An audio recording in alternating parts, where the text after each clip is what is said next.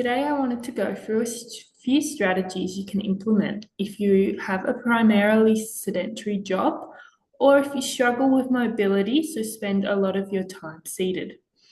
So, being sedentary and increased sitting time is linked with increased risk of comorbidities and developing disease. So, it's important if we can try and break it up.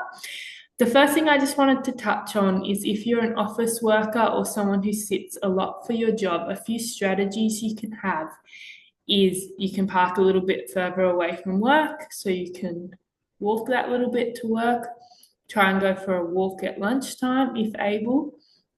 And then you got the things within the workplace.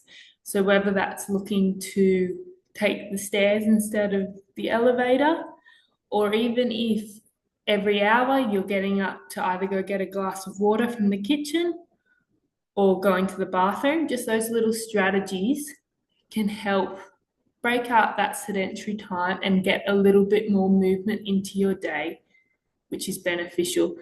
This is particularly beneficial. I often see people who say they're short on time and struggle to exercise. While we want to, it's kind of a two-pronged attack. We want to increase your exercise, but we also want to reduce this sedentary time. So this is this area we're trying to focus on.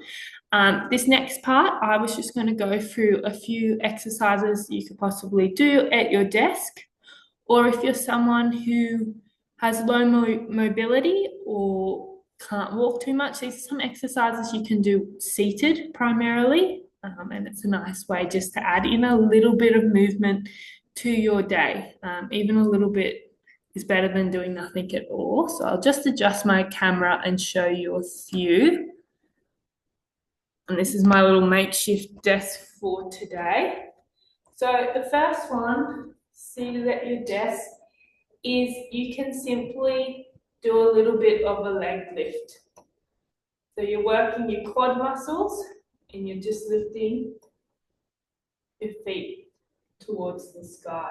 You can do one leg at a time, or you can alternate legs.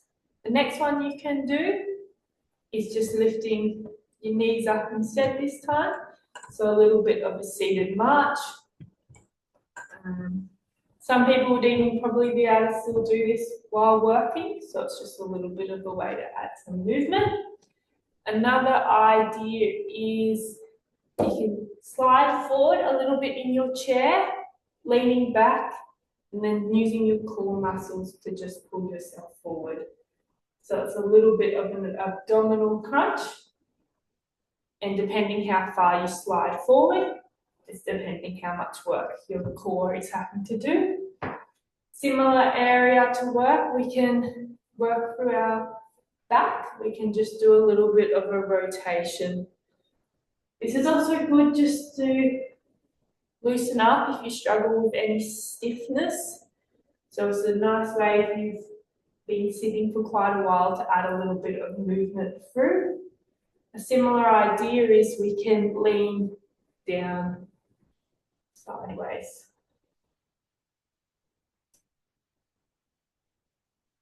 Get some of that movement through. One last one to kind of do in the legs, and I'll just adjust so you can see. It's just coming up onto your toes and back down while you're sitting there. So a little bit of a calf raise working through here is good to get a little bit of movement there. Now if we move our way up, we've done a little bit of back and core. You can also do just some neck rotations from side to side and up and down. And this is quite good if you're staring at a computer all day. You can get quite stiff and don't actually move too much. So it's nice to add a little bit of movement. You can even add in a neck roll.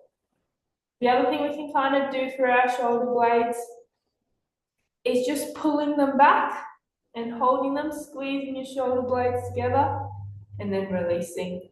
This kind of helps stretch us out across the front and squeeze our back muscles, which when we're typing become quite rounded, so it's good to squeeze back. We can do a few of those. And then depending if you've got good shoulder mobility, a nice stretch I find, just to put in for your upper body.